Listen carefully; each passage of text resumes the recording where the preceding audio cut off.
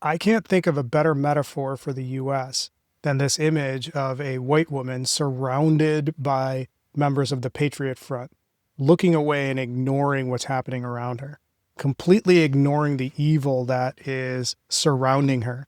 And she's carrying on with her day as if nothing happened.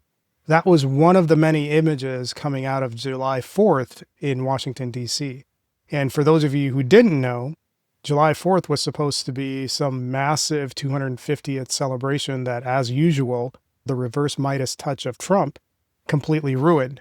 The 250th anniversary of the United States should have been cause for some massive celebration and should be a year that is filled with a lot of memorable moments. I can't remember a time where people have been less interested in celebrating anything about the US than during this era that we're living through with the second iteration of the Trump regime. But there is no better description of what the Trump regime symbolizes than hundreds of the members of a notorious white supremacist group marching through DC while hiding their faces behind masks. For a group of people who claim to be so proud of being white, why are they hiding? All of these people who are supposedly so proud of their skin color never have the courage to actually show their face and stand 10 toes down. This is typical of this crowd.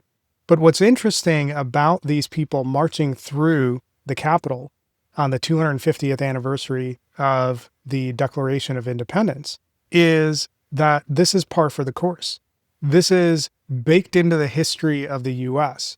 Just like that woman who is looking away and ignoring the evil that surrounds her, that has been the story of the US since its inception. Since the time colonizers have set foot in North America, their story has been one of ignoring deliberate evil in order to feed their own greed. That's the story of the United States at 250 years old. So the fact that these people are marching masked while cheering on white supremacy shouldn't be surprising. In fact, what should be surprising is that they're hiding behind masks when the history and DNA of the US is plain for everybody to see. When you look at the arc of history and the arc of the history of the United States, committing deliberate evil while at the same time looking away from deliberately evil acts is a uniquely American practice. This is a country that was founded on the enslavement of other people using the reasoning that those people weren't actually people. This is a country that has spent hundreds of years questioning the humanity of one group of people and expecting everybody else to go along with that reasoning. This is a country that has built centuries of oppression into its DNA. You don't have to look very far throughout the history of this country to notice how many different racial minorities and ethnic groups have been ground down for cheap labor. This is a country that's made a habit of subjugating ethnicities from the global south at any opportunity in order to extract the cheapest possible labor from them.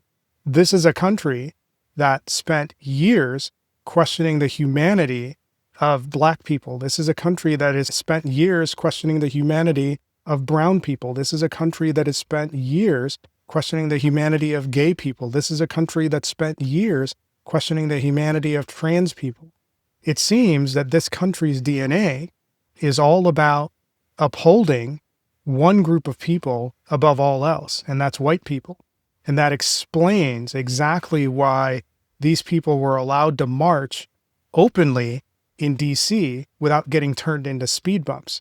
Because the bottom line is that unless it involves accumulating money, this country is made up of a nation of cowards, people who are not willing to step forward and punch back against obvious evil because it would be inconvenient for them. The fact that these people were allowed to march masked by the hundreds in DC without getting turned into speed bumps tells you more than you could ever read in a book. And the fact that that white woman was completely ignoring what's going on around her, that's actually a better response than what has been typical of white people and white women in general. When you look at efforts to integrate schools and integrate communities, who was leading the charge against those efforts? It was white people, and specifically white women. I guess you can call it a bit of an improvement that this person chose to ignore the situation, when in previous years, she would have been an active participant. And that is the United States at 250. It's not something to celebrate. It is a country that is doing and acting the same way that it's always acted. And if what I'm saying offends you or hurts your feelings, that's because you're not accustomed to being exposed to the truth of what this country is really about. And the quicker you get over that and start looking at the truth and how this country treats people, the better off you'll be.